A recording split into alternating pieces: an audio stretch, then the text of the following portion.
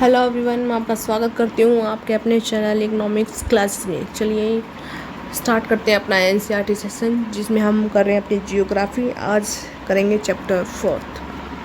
अगर आपको वीडियोस अच्छी लगती हैं तो please like share and subscribe the channel. NCERT हमने स्टार्ट की है, तो हम आज स्टार्ट करेंगे जियोग्राफी का चैप्टर 4। मानचित्र, मैप्स।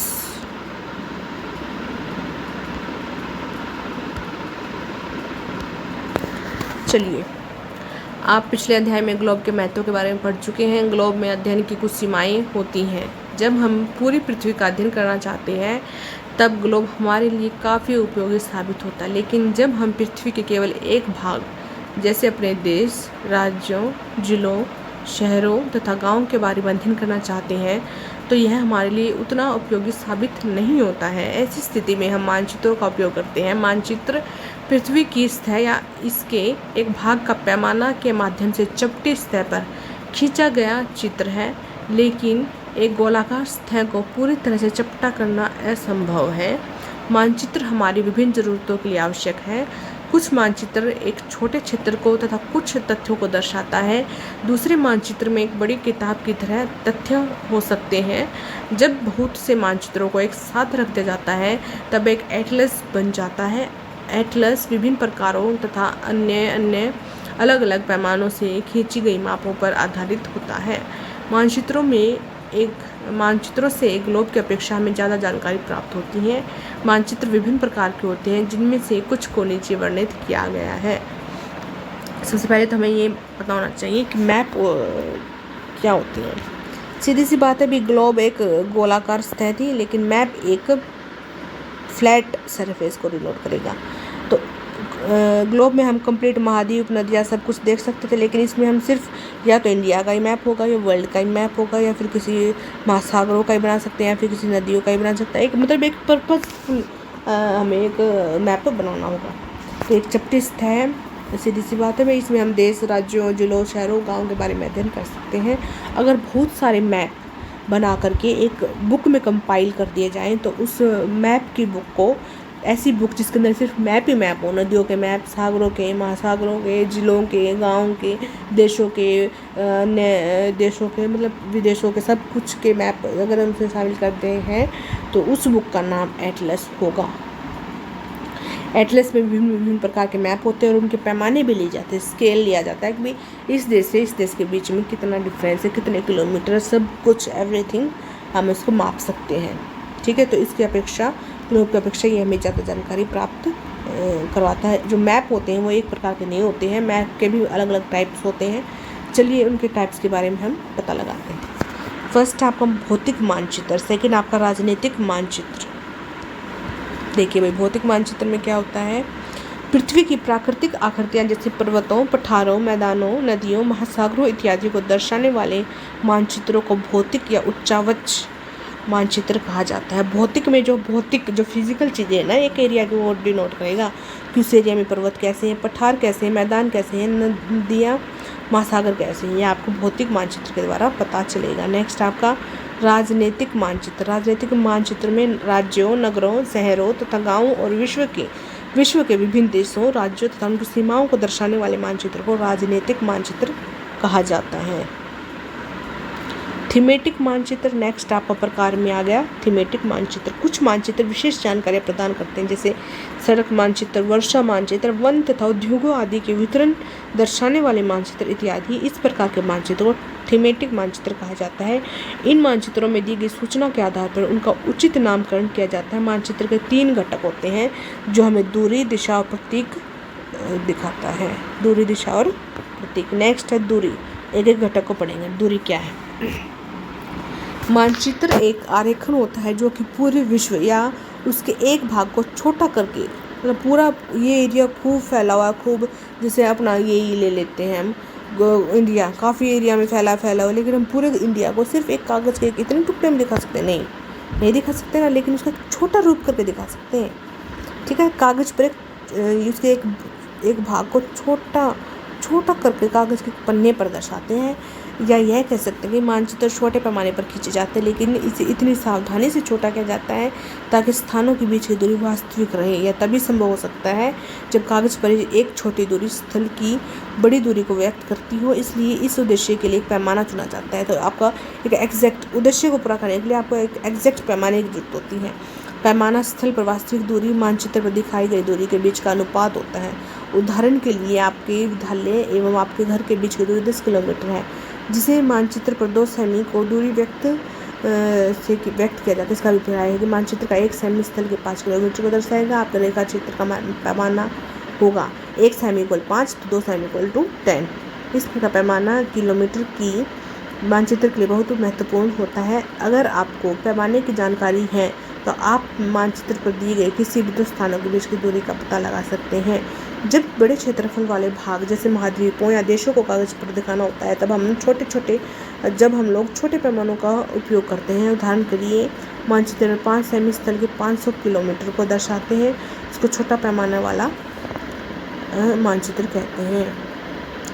जब एक छोटे क्षेत्रफल वाले भाग जैसे आपके गांव या शहर को कागज पर दिखाना हो, तब हम बड़े पैमाने का उपयोग करते हैं। जैसे स्थल पर 500 मीटर की दूरी को मानचित्र में 5 सेमी से दर्शाया जाता है। इस प्रकार के मानचित्र को बड़े पैमाने वाले मानचित्र कहते हैं। बड़े पैमाने वाले मानचित्र छोटे पैमाने वाले मानचित्र की अपेक्षा अधिक जानकारी प्रदान करते हैं। आई थिंक आपको क्लियर हो गया होगा। अभी पैमाना लेकर हम करते हैं, जैसे ग्राफ नहीं करते होते हैं, जैसे आपके क्लास 10th में मैथ में चैप्टर 4 है क्वाड्रेटिक इक्वेशंस, जो ग्राफ बनाते हैं तो एक पैमाना लेकर बनाते हैं ना, स्केल लिखते भी 1 सेंटीमीटर इक्वल टू 10 है, मतलब एक पैमाना लेकर के हम बहुत अच्छे से वास्तविक रूप दे सकते हैं मैप्स को। आई थिंक आपको क्लियर होगा। नेक्स्ट देखते हैं दिशा। अधिकतर मानचित्रों में ऊपर ये देखिए यहाँ है हम, ओह माय गॉड,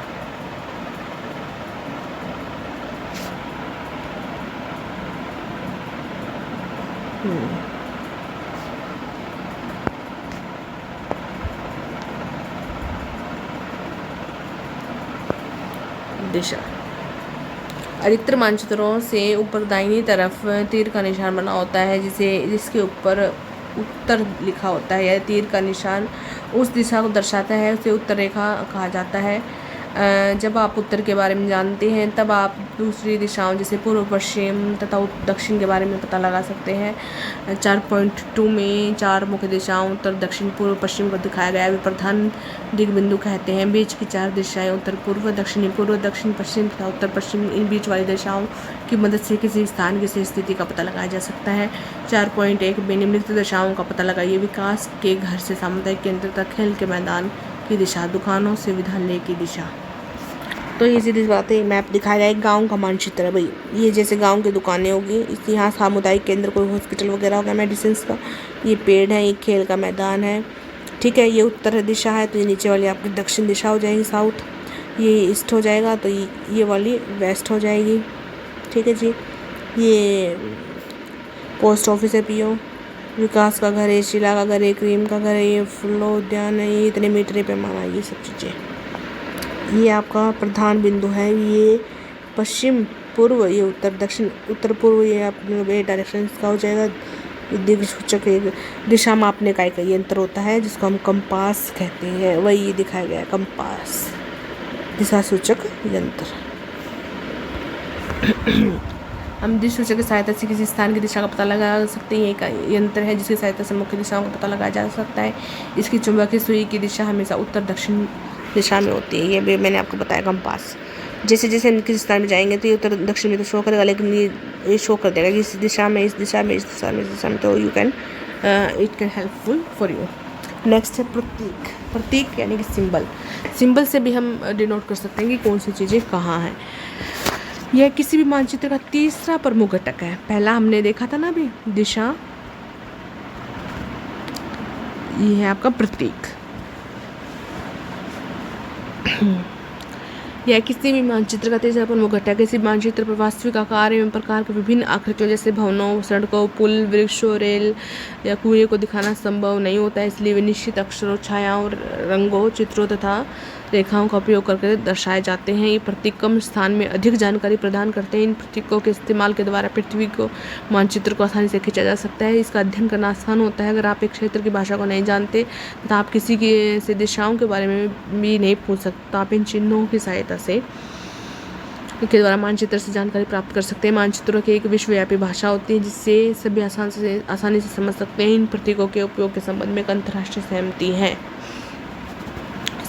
है। ये रूढ़ प्रतीक कहते हैं। कुछ रूढ़ प्रतीक 4.3 में दर्शाए गए हैं। विभिन्न रंगों का उपयोग विशेष उद्देश्य से किया जाता है। उदाहरण के लिए सामान्यतः नीले रंग का इस्तेमाल जलाशयों, भूरा रंग पर्वतों के लिए, पीला रंग पठारों के लिए, हरा रंग मैदानों को दर्शाने के लिए किया जाता है।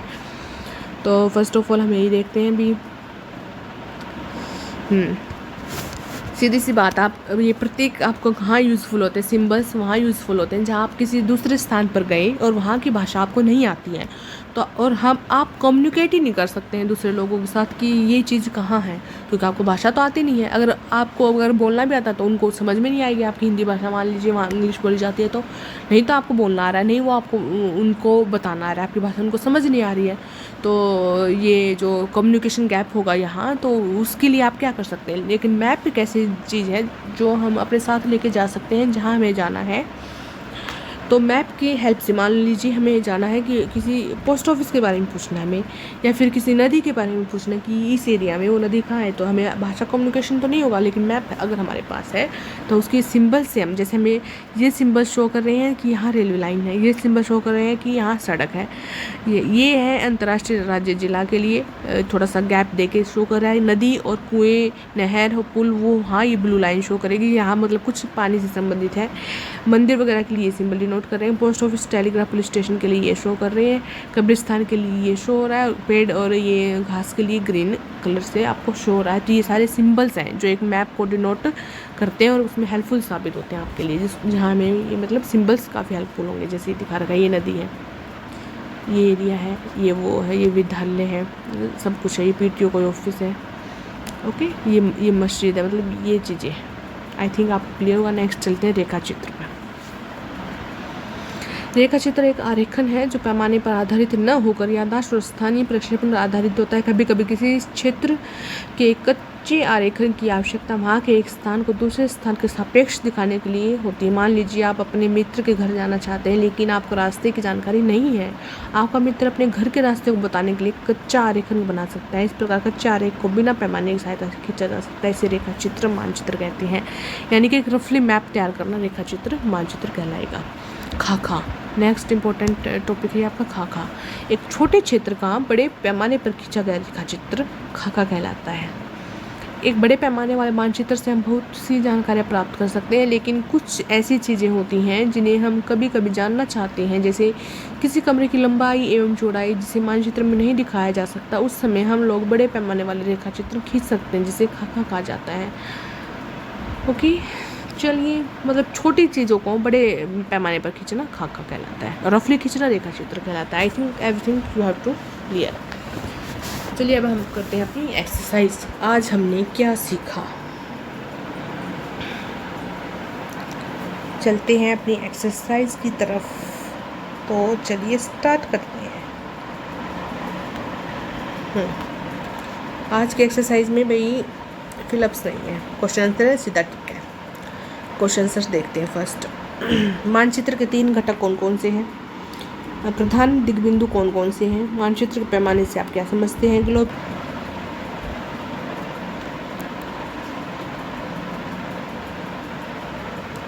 Sorry for disturbance. चलिए स्टार्ट करते हैं, कंटिन्यू। ग्लोब की अपेक्षा मानचित्र अधिक सहायक होते हैं। क्यों? मानचित्र एवं खाका के बीच अंतर बताएं। कौन सा मानचित्र विस्तृत जानकारी प्रदान करता है? प्रतीक किस प्रकार मानचित्रों के अध्ययन में सहायक होते हैं? ये आपके क्वेश्चंस हैं। चलिए आंसर्स देखते हैं। What are the 3 components of a map? What are the 4 cardinal directions? What do you mean by the term the scale of map? How are map more helpful than a globe?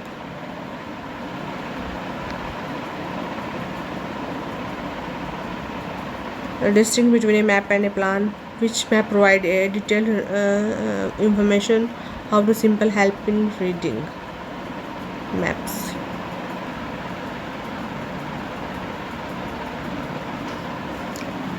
चलिए भी start करते हैं question answer. First question था मानचित्र के 3 घटक कौन कौन से हैं? The 3 component of a map are distance, direction and symbol. Distance, direction and symbol. Next है प्रधान दिग्बिंदु कौन कौन से होते हैं? The 4 cardinal direction are north, south, west, east. Direction and 4 directions कौन कौन से होते हैं? नेक्स्ट है मानचित्र के पैमाने से आप क्या समझते हैं? The scale of a map is the ratio between the actual distance on the ground and distance shown on the map. Scale of map क्या होता है कि भी रेशियो बताता है जो एक्चुअल डिस्टेंस है और जो शोन ऑन द मैप पे दिखाया गया है, दर्शाया गया है, उन दोनों के बीच का ratio. The fourth one is globe की अपेक्षा मानचित्र अधिक सहायक होते हैं, क्यों? ए ग्लोब इज़ यूजफुल, वो भी यूजफुल है when we want to study the earth as a whole, जब हम कंप्लीट अर्थ को का अध्ययन करना चाहते हैं। But when we want to study only a part of earth it is of little help, तो उसके लिए छोटी सी हेल्प के लिए मैप ज़्यादा इंपॉर्टेंट है। For this purpose we use map. A map can represent the entire earth surface on a part of it. Map can be use to show the physical features of the earth, mountains, plains, oceans, rivers, etc. The political division of the earth, countries, states, cities, villages, etc. and certain specific information, road, rainfall, forest, industries. तो इन सब चीज़ों के लिए, common चीज़ों के लिए, specific चीज़ों के लिए, छोटी चीज़ों के लिए मैप ज़्यादा यूज़फुल है। और ज़्यादा बड़ी चीज़ें चाहिए तो एंटायर अर्थ के बारे में पता करना है तो ग्लोब ज़्यादा इंपॉर्टेंट है। आई थिंक आपको क्लियर होगा। फिफ्थ वन इज़ मानचित्र एवं खाका के बीच अंतर बताइए। मैप एंड प्लान के बीच अंतर बताइए। सो अंतर है तो हम डीपली पढ़ देंगे, उसमें से शॉर्ट उसमें देखेंगे भाई क्या कुछ है। Map is a representation or a drawing of the earth's surface or a part of it drawn on a flat surface according to scale. A plan is a drawing of a small area on a large scale. Small area को large scale पे दिखाना है, लेकिन map में क्या है कि drawing of the earth surface और part of it drawn on a flat surface according to scale दिखाना है अर्थ के सरफेस को, और इसमें स्मॉल को बड़ा दिखाना है, लेकिन जो अर्थ का एक्चुअल सरफेस है एक्चुअल स्केल को दिखाना है, छोटा बड़ा हमें नहीं दिखाना। नेक्स्ट एक रेफरेंस कोड है, it can be used for representing large area like continents, countries, large scale maps and also representing A small area like a village और ए टाउन। मतलब मैप में बहुत आ गए भी, कंटिनेंट्स, कंट्रीज, लार्ज स्केल भी आ गए और इसमें स्मॉल भी आ गए, लेकिन it is use for representing those things that can not be represented in map.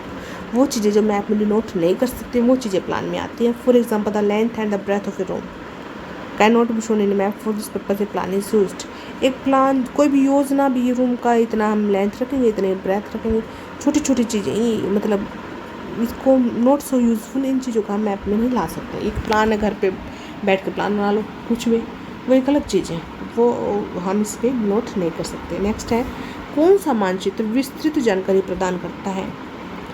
A large scale map provide detailed information. अगर हमें ज़्यादा इन्फॉर्मेशन चाहिए, डिटेल्ड इन्फॉर्मेशन चाहिए तो हमें लार्ज स्केल मैप पे फोकस करना होगा। द लास्ट वन इज प्रतीक किस प्रकार मानचित्रों के अध्ययन में सहायक होते हैं?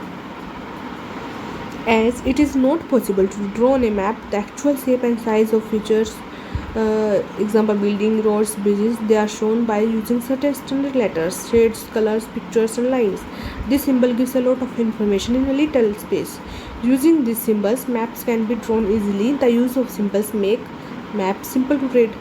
इसमें क्या है, अभी सीधी सी बात है, इसमें तो कुछ खास नहीं लगा मुझे, पर मतलब ऐसा ही है, आप समझ सकते हैं। नेक्स्ट है टिक करना है अब आपको। वृक्षों के लिए map showing distribution of forest are. Forest किस में हमें शो होंगे? थीमेटिक मैप में। वृक्षों के वितरण के लिए ये थीमेटिक मैप होगा भाई। नेक्स्ट है the blue colour. Blue colour किसके लिए? पानी के लिए, वाटर बॉडीज़ के लिए। कंपास किस लिए है? To find the main direction show करेंगे। The scale is necessary for a, किसके लिए नेसेसरी? स्केल मैप के लिए नेसेसरी फॉर ए मैप। ठीक है, आई थिंक आपको क्लियर हो गया होगा। सो कैसी लगी भाई वीडियो, कुछ समझ आ रहा है आप लोगों को? अगर वीडियोस अच्छी लग रही हैं तो please like share and subscribe the channel. तो एनसीईआरटी सेशन हमने शुरू किया हुआ है, तो कंप्लीट एसएसटी हम करेंगे इसमें। तो ज्योग्राफी हमने स्टार्ट किया है, जिसमें क्लास 6 का आज हमने चैप्टर 4 कंप्लीट कर लिया है। इसमें टोटल चैप्टर 6 हैं, 2 वीडियोस हो रहेंगे, तो आपके क्लास 6 ज्योग्राफी आपकी कंप्लीट हो जाएगी। अगर आपको वीडियोस अच्छी लगती हैं तो please like share and subscribe. Okay, thank you.